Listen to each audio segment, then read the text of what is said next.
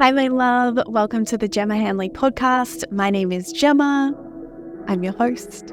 This is the space where I have honest conversations about overcoming anxiety and overwhelm so that you can calm your nervous system and feel really confident and happy and calm from within yourself. Along the way, I share my own stories of holistically healing 23 years of anxiety and depression myself. And so if you're a woman seeking answers to perfectionism, people-pleasing, burnout, resistance, you may love, you're in the right place. Let's do it. Let's begin. And before we begin, I want to pay my respects and acknowledge the traditional custodians of the land upon which I am recording from, which is the Gubbi Gubbi tribe. And I want to extend that acknowledgement to their elders, past, present, and emerging, as well as anybody of Indigenous or Torres Strait Islander heritage watching this replay. Hello, gorgeous woman. Welcome back to the potty across this episode and another couple at least as we head towards the end of this year and the beginning of the new year. I'm going to be bringing conversations that very much are focused on supporting you in what is statistically known as the most stressful time of year, where instances and the intensity of mental health and emotional health always increase. And a huge reason for that is, for most people, and this absolutely used to be true for me, overfilled social schedules, cutting corners with sleep, increased consumption of things like alcohol, sugar, and spending more time in environments that have the potential to trigger us. So family. Yeah, our family members are our greatest teachers, as are the dynamics of those relationships. And they're also the origin of all of the patterns and programming within us that we feel can challenge us most. And so this time of year is the prime time for any of those inner child wounds, patterns, programming, triggers to really be stirred up and brought to the surface. And it's really common, for us to at times feel very easily misunderstood, to feel perhaps judged, to maybe feel forgotten, for expectations to feel unmet, for us to feel unrecognized or dismissed, and for that to bring up states of discomfort and an overstimulated nervous system where we're left feeling pretty uncomfortable. Yeah, anxious, overwhelmed, uncertain, and like our sense of self has maybe been rocked. And particularly with anxiety, one of the aftermaths of a lot of social interactions can often be the replaying and this cringe feeling or guilt or second guessing and questioning, how something you've said might have been interpreted, or if you said something out of line, or if you might have offended somebody. Yeah. And so what I'm about to walk you through in this podcast episode are some incredible self-reflection questions that you can come to when any of this might be alive for you. These are appropriate for any time of the calendar year, but they're probably going to be called upon more as we journey through December and January, because then coming out the other side of this festive, silly season, Christmas period, and then into holiday mode is often this sharp contrast of go, go, go, go, go, do, build, build, build, build, build, like excitement, this event, that event, this is happening. Particularly if you're someone who struggles with loneliness and isolation, maybe there's been a lot of connection.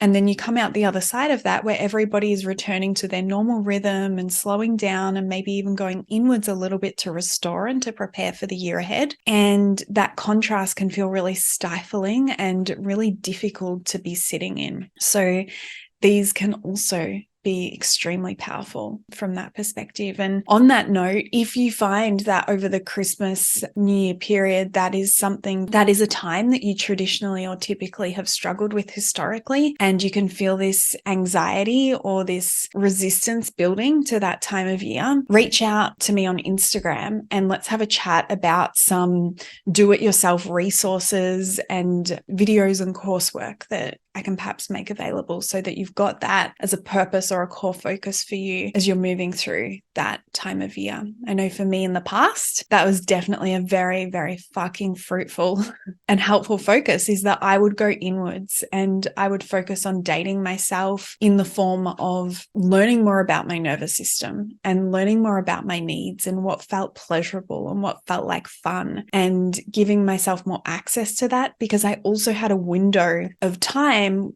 where typically, when I was employed, I was on holidays. And so I had the space to really become intentional about how I wanted to set up my year so that it could feel like and look like, and like the word that's coming to me is like an advancement or another level, or moving further ahead and closer towards more of what I wanted in that year to build on anything that I'd accomplished or established in the year prior.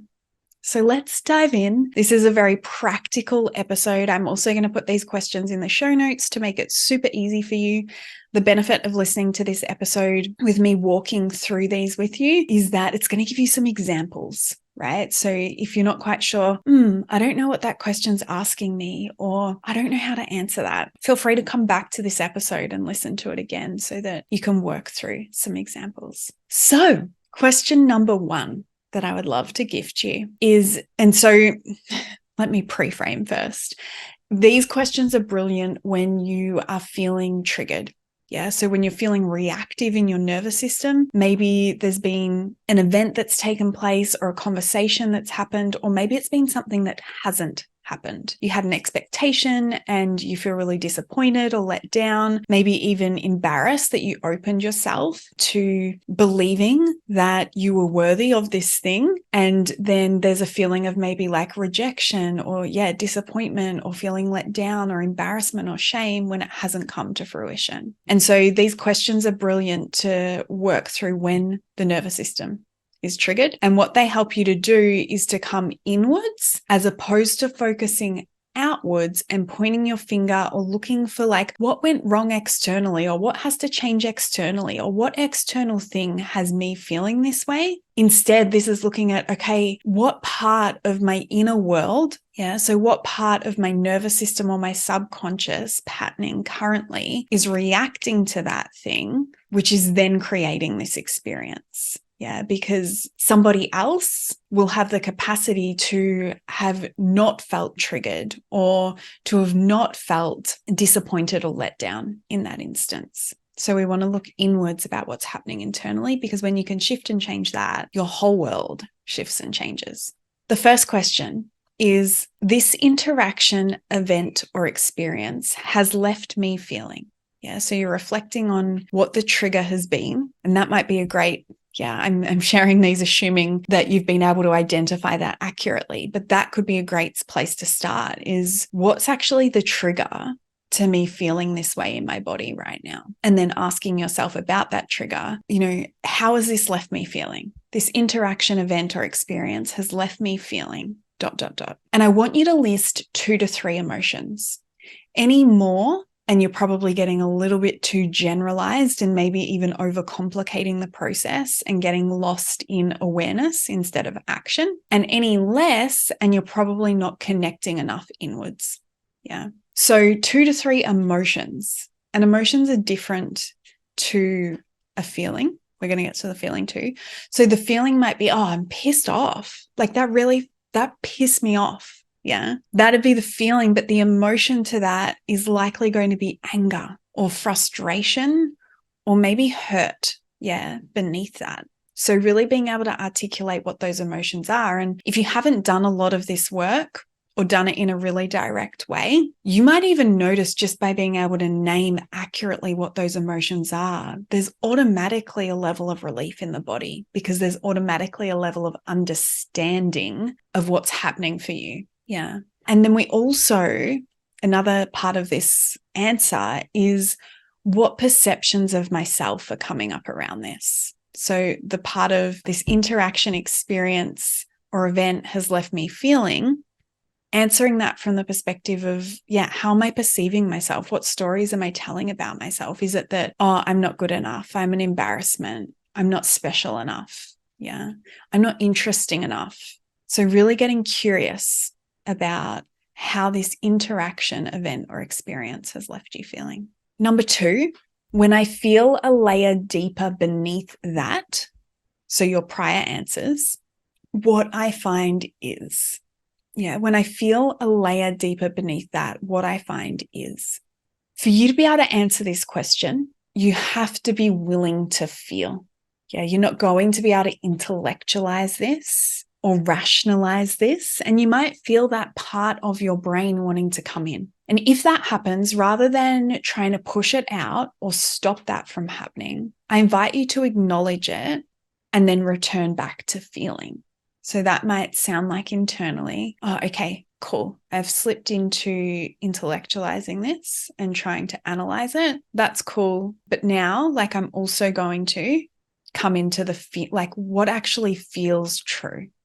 What actually is sitting underneath this experience for me as a feeling. Even if I can explain why, even if I can explain how, or if I can justify it, that's okay. But right now, I just want to feel it and honor and respect and validate that the feeling is there, even if I know why. Coming back to what's the feeling that's there. And you're asking these questions to your subconscious. So not the intellectual, rational, judgmental that's like, this is right, this is wrong, this is allowed to be here, this is not, this level of vulnerability is okay, this level of vulnerability can't take place. And your subconscious will feel like answers that just appear. And it might surprise you at times.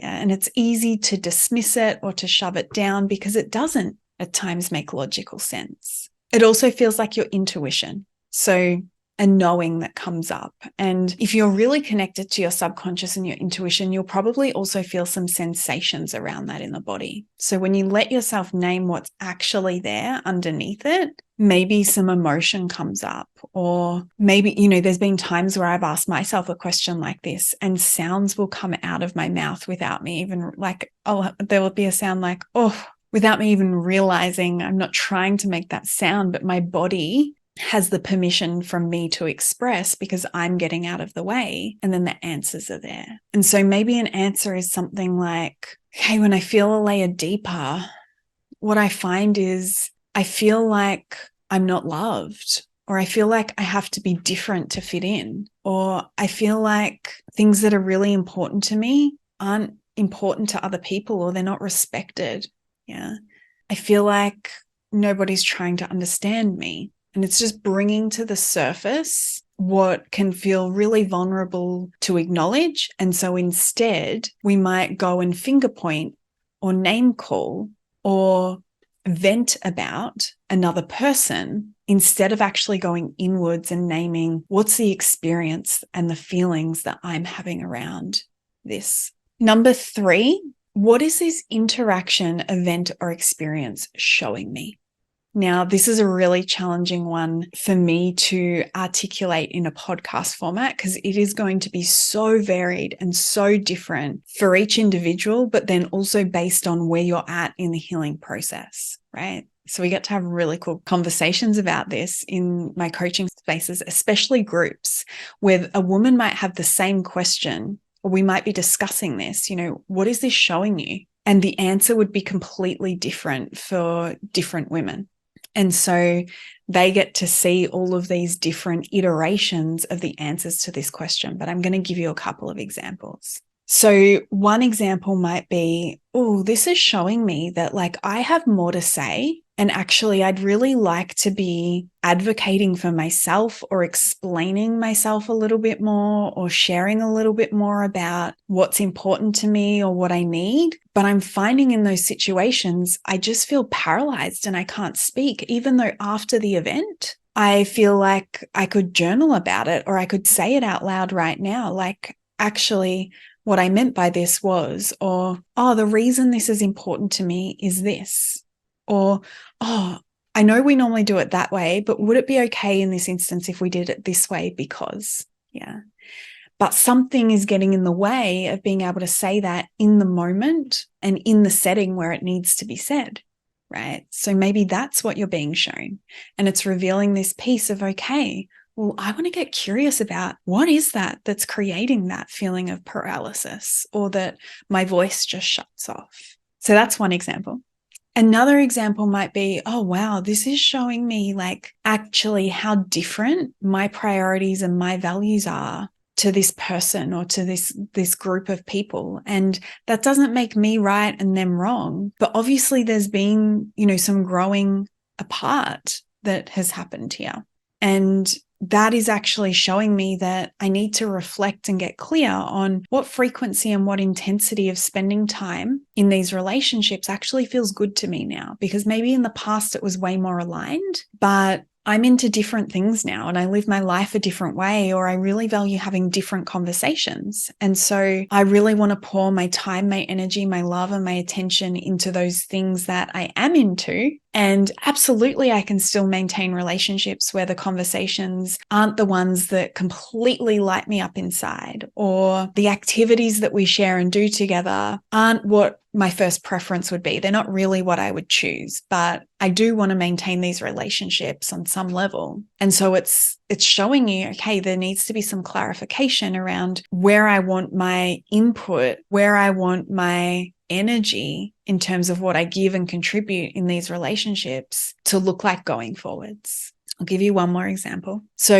this interaction, event, or experience might be showing you, oh, okay, predominantly what I'm feeling when I'm feeling misunderstood or forgotten or minimized, or like people aren't thinking that I'm that interesting, is my core human need of significance. So knowing that I'm valuable, knowing I'm special, knowing I'm important, it's not being met. And I'm feeling chaotic when it's not being met. I'm feeling like the roots of who I am are being shook, or are being ripped up, from the earth. I'm feeling destabilized when I'm not shown that I'm really, really significant by other people. And what that's revealing to me is I must not have a really strong sense of self, or I must not yet have this really stable level of self-worth within myself, that regardless of what is happening external to me, I feel really safe and confident and calm in who I am.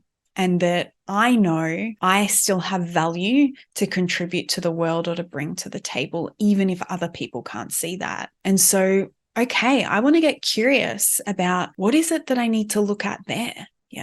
That if I do, I'll be able to participate in some of these scenarios and environments, and they'll feel more seamless for me.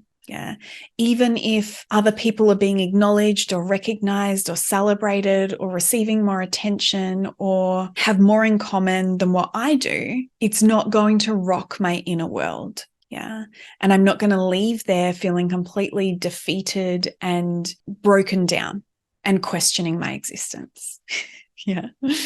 So there's some really brilliant examples of what the interaction, event, or experience might be showing you. And this perspective very much comes from, which is my approach to life, is that when something feels painful, there's always a really, really, really good reason why. And when we can get curious about what that is, all of a sudden we're in charge, we're in our power. What I talk about with my coaching clients is your queen energy, and we're able to change it. We don't have to continue living like that, which to me is the greatest fact in the world. Is that we don't have to stay in places that feel painful. We don't have to suffer. But in order to move from there, we do have to get curious, and we do have to question, well, what's causing this pain and suffering to be here in the first place? The fourth question that I want to bring to you is, what do I want instead? Linking a meaning as to where you want to go or the experiences you would want to have instead, which is actually going to bolster your self-worth and your significance, because in naming what you want instead, one, you're validating yourself that it's okay to have your experience. It's okay to not like what has happened. You're allowed to want to say, hey, I'm actually going to go over here because I want to do things this way. And I don't mean like that in the literal sense as such as you have to remove yourself from places, but over here as in, this is how I'd like to do things. This is the conversation I'd like to bring. And again, it's giving you a path forward. If you've only got to focus on what isn't working, what you don't want, what you don't like, what feels painful, what feels like suffering, and you can't name the alternative that you want, it is definitely going to feel even more so like you're stuck over here in the pain and suffering, right? When we can actually name, well, I want to feel accepted. I want to feel uplifted. I want to feel celebrated. I want to feel loved for who I am. I want to feel calm and regulated in my nervous system. I want to walk into environments that feel really consistent. I want to feel like there's unconditional love and acceptance for differences between people. Yeah. I want to feel like others are interested in me as much as I'm interested in them. I want to feel like if I have a need that, and if I explain that in a really loving way, that it's respected. So being able to articulate and name what are these things that you actually want instead? And then, my love, also explaining what that thing means. So if it is acceptance, how do you explain acceptance? Yeah, because if you can't explain that yourself and you're not clear on that within yourself, it's going to be really hard for you to decipher where it is and where it's not. But also, when it comes time to have hard and loving conversations and ask for more of what it is that you want or set a boundary, it's going to feel extra confusing and extra complex if you're not clear on what something means to you.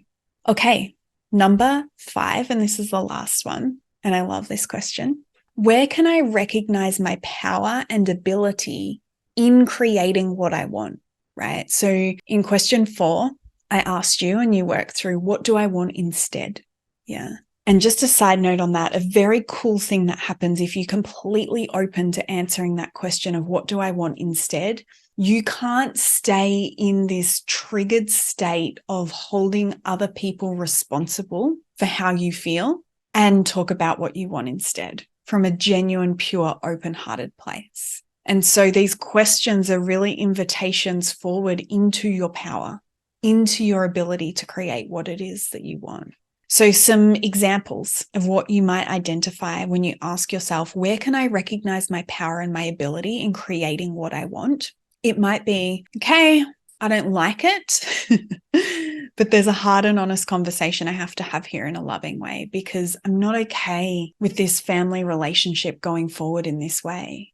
Or maybe it's showing you that I can actually ask for what I need. Right. So in the past for me, before I healed my gut, I had lots of food intolerances. So I couldn't eat onion and garlic, for example. And so sometimes I needed to remind people of that ahead of time or ask if it was possible, can we have the dressing on the side so that it's not through the salad? That's an example of when I needed to ask for what I needed. Yeah. It might be that another example that I might have is maybe I've got some sort of work commitment or work deadline and running my own business. My hours can look really funny and different at times. I run a lot of calls in the evenings till 8 p.m. at night. Sometimes I need to work weekends. And so at times it's me asking for what I need.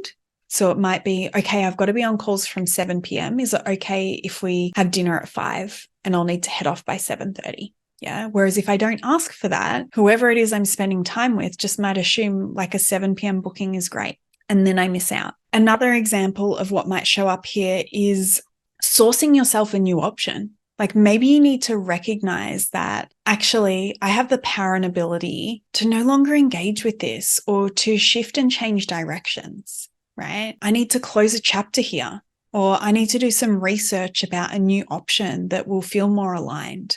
And I've already touched on this, but maybe it's showing you that overall, there's a lot of energy going outwards, focusing on that person that needs to change, or that person that should have shown up differently, or they shouldn't have said that, or they should have just known, right? And actually stepping into your power and your fucking brilliance and capability is acknowledging I actually have solutions within myself.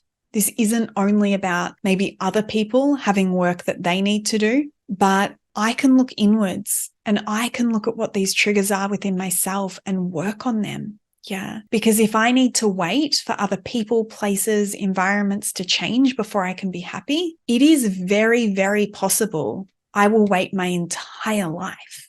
Right. And it's one of these catch-22s where that can feel really painful and inconvenient. And yet it can also feel very, very fucking convenient because it keeps us safe and we don't have to step into our power and into self-leadership and be the person that creates change for ourselves in our life. I'm really curious to hear from any of you that use these questions, how you find them, what you discover. Reach out in the DMs, or you can email me at gemma@gemmahanley.com. And yeah, give me a short little snippet. Definitely don't have the capacity. Here's a easy little boundary for you. Definitely don't have the capacity to read journal entries or paragraphs. But yeah, I'd love to hear the snippets around what you discover. Okay, my love. Bye. Thank you for being here for this conversation, my love. If you would like more free resources, if you'd like to learn about my programs or coaching opportunities, you can find all of that information at my website, gemmahanley.com. I'll link it below in the show notes. And if you would like to connect daily, head over and find me on Instagram. My handle there is Gemma E. Hanley, and I reply to all of my DMs there personally. If you enjoyed this episode and found it valuable, please share it with someone. You never know who needs to hear one little thing to take their day from feeling stuck and heavy to light and free. See you on the next one.